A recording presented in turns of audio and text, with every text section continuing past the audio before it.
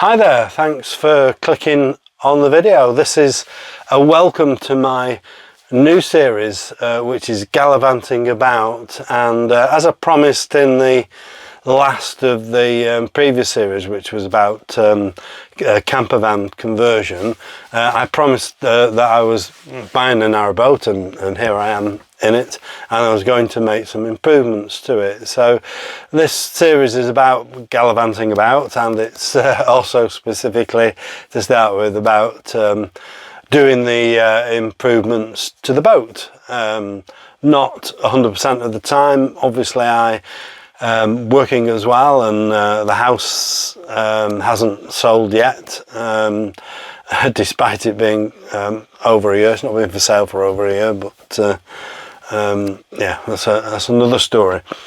Carry on, David, stop waffling. So I hope you enjoy the video, and there'll be more to come.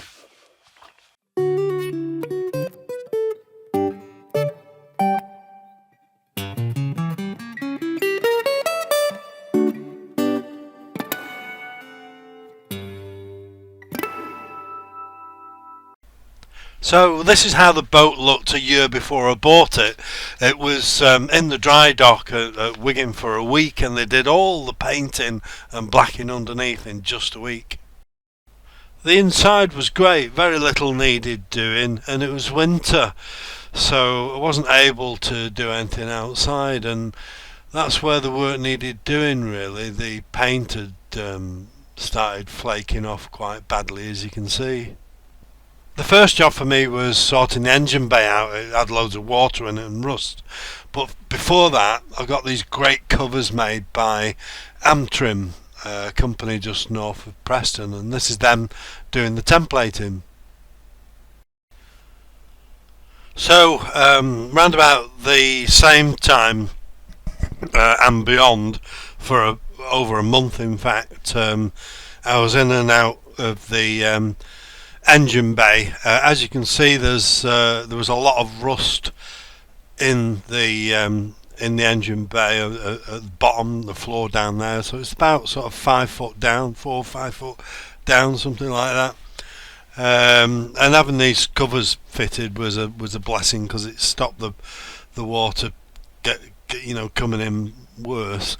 So I got the water out first. By bucket and by water back, and then the next stage was to treat the rust, so scrape all the worst bits off and obviously sweep that up, which isn't easy in this sort of confined space. In fact, it's quite a challenge, I'd say, put it politely. And then after the rust and it's been degreased and washed with some clean water, I use this amazing built Hamber product that was recommended by a friend, and that was magic. You'll see in the photos to come up when it's applied. It's white and then blue, and then it dries black, and it forms a barrier. So I think it was something like 15-20 buckets of water I got out, and it was all a mess, old rusty tools, all sorts, from previous owners and what have you, and so there was a lot of general tidying up to do as well, and cleaning, scrape it, sanding all the rust, getting all the rust down and everything, and degreasing, as I said before. So this was after the built Hamber stuff was applied, and you can see it's turned black, blue in some places still, because the weather was so cold, and obviously it's even colder deep down there, so it was struggling to dry. I've got to say, it wasn't easy getting down into the engine bay and doing all the work, because the way the layout is, as you saw from the photos, is there's a lot of wires and cables and things of different levels, and but when you're not a small fella, it's a bit difficult you know, you get one leg's over there and the other leg's over there, and you think, oh, where's that spanner? And you know, and it's a bit like a cross between doing yoga and being a contortionist, I think. And I did get into one or two positions a couple of times where I thought, how am I going to get out of here now? I can't move. And I did think I'd need some ibuprofen, but I didn't actually. Surprisingly enough, I think all the stretching did me some good.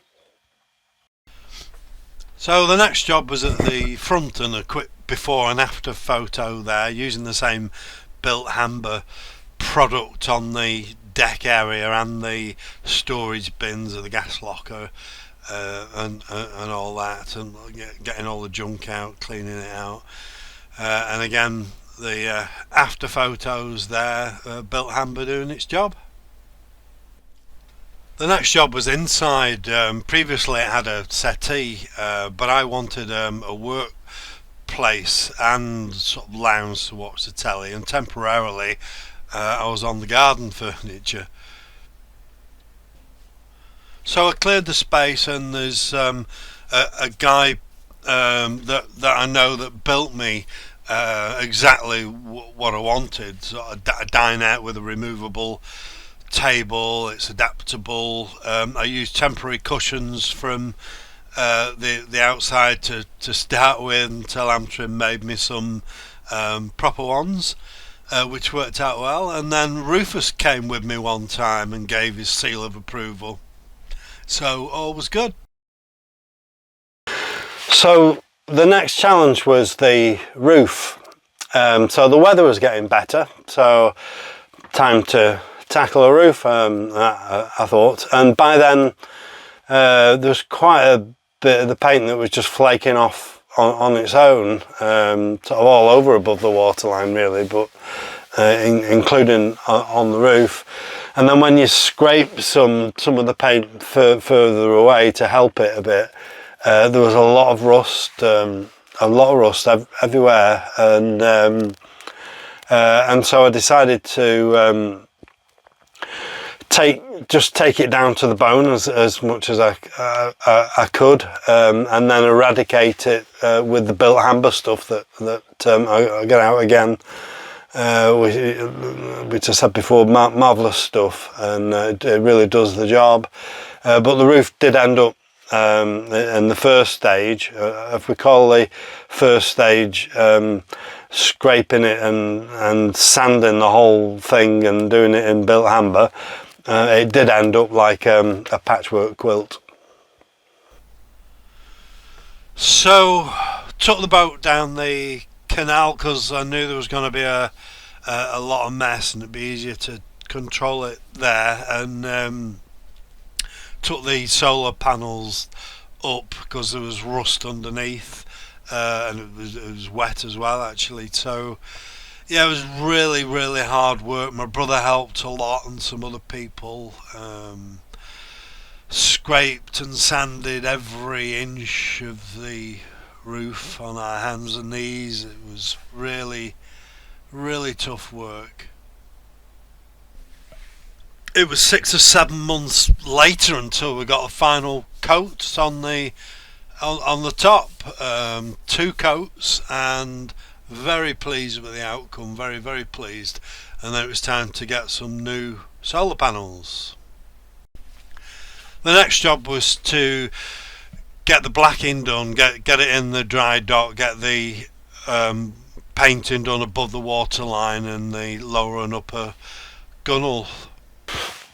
So thanks for watching. My next video is about my trip to Worsley Dry Docks, and some footage there of the journey, and actually in the dry docks and coming out again. My daughter joined me for that trip. And there's also a short video on Belfast as well. I had to go to Belfast for work, and EasyJet don't fly from Manchester to Belfast every day, and there was different bank holidays, and so there was a bit of time between working in the hotel and working at the dealerships where I was going to, and So I did a bit of filming there, so I hope you find that useful as well.